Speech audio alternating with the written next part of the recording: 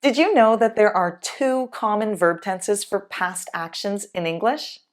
You can use the simple past or the present perfect for a completed past action.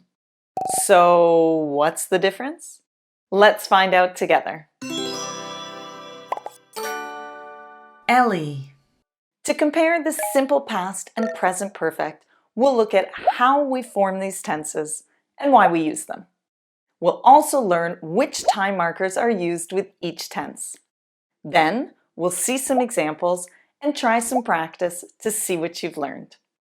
Let's start with the form of each verb tense. How do we conjugate the simple past and present perfect in English? For regular verbs, we add ed to the base verb to form the simple past tense, whereas irregular verbs undergo various types of changes to the middle or ending of the verb. In negative sentences and questions, we use the auxiliary verb did in front of the regular or irregular verb. We form the present perfect tense by using the auxiliary verb have or has plus the past participle form of the verb. Have becomes has when the subject is he, she, it, or a singular noun. The past participle of regular verbs is formed by adding ed, while irregular verbs change form. In negative sentences and questions, we use the auxiliary verb have or has, depending on the subject.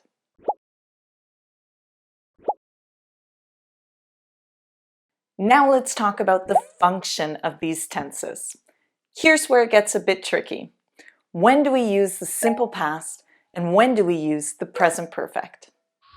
Both the simple past and the present perfect are used for a completed past action. The difference is that we know when the simple past action took place, but we don't know when the present perfect action took place. Let's compare these examples. He went to school yesterday. We know when he went to school. It was yesterday.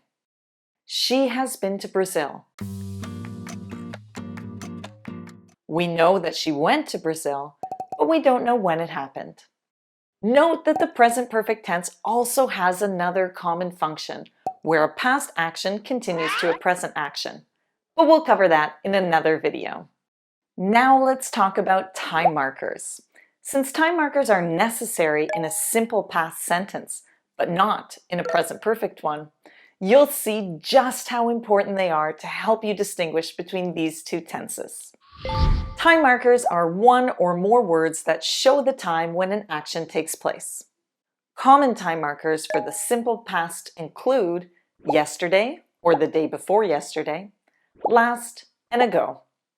The time marker last is used in expressions such as last week, last month, and last year, while ago is used in expressions like 5 minutes ago, a few weeks ago, and 12 years ago.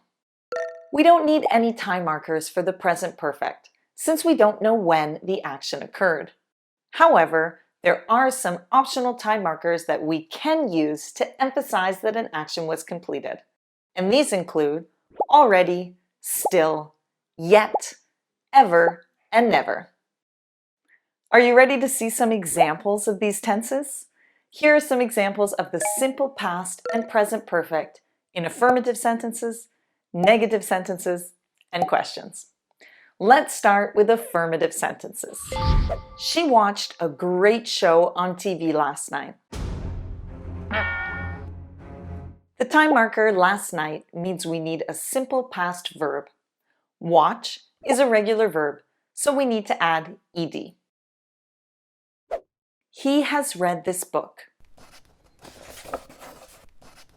This sentence has no time marker, so we need to use the present perfect tense.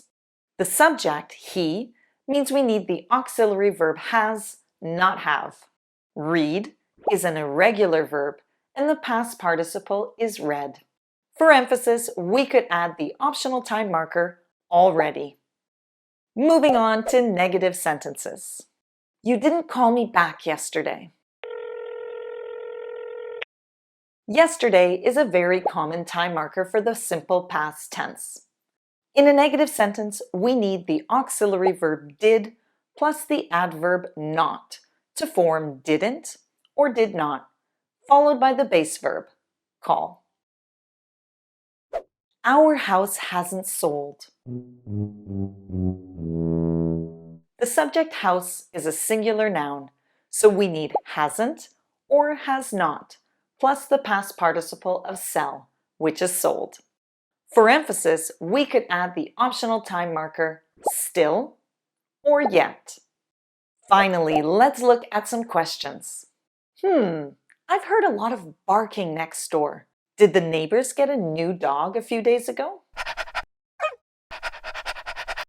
The time marker a few days ago means we need a simple past verb. We form simple past questions with the auxiliary verb did and a base verb. Have you been to this restaurant?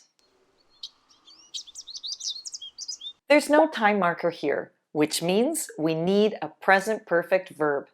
We use the auxiliary verb have when the subject is you. The past participle of the verb be is been. For emphasis, we could add the optional time marker ever or yet. Okay, are you ready for some practice? Say or write a simple past or present perfect verb in each of the following sentences. Don't forget to look for the time markers. Look at the verb in parentheses. Which verb tense do you need? The simple past or the present perfect?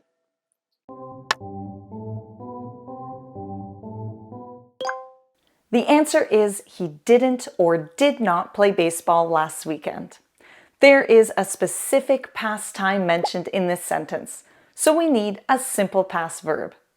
Did you remember to use the auxiliary verb did in a negative past sentence? Let's try the next one.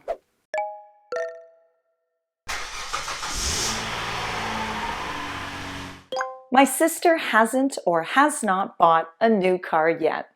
Yep, there's no specific past time mentioned here.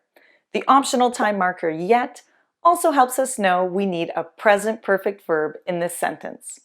Now give this one a try.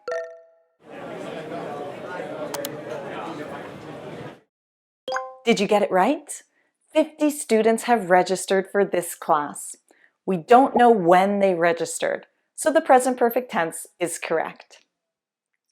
Let's try another one.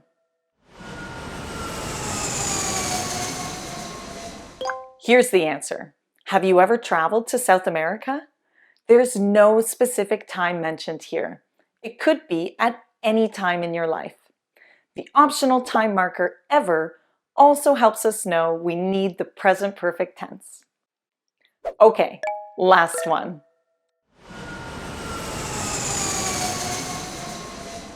Did you travel to South America last year? You got it. Compared with the last sentence that had no specific time mentioned, now we're talking about last year. This specific time marker means we need a simple past verb. Great work! Now you know the difference between the simple past and present perfect tenses. See you next time and happy studying. Ellii.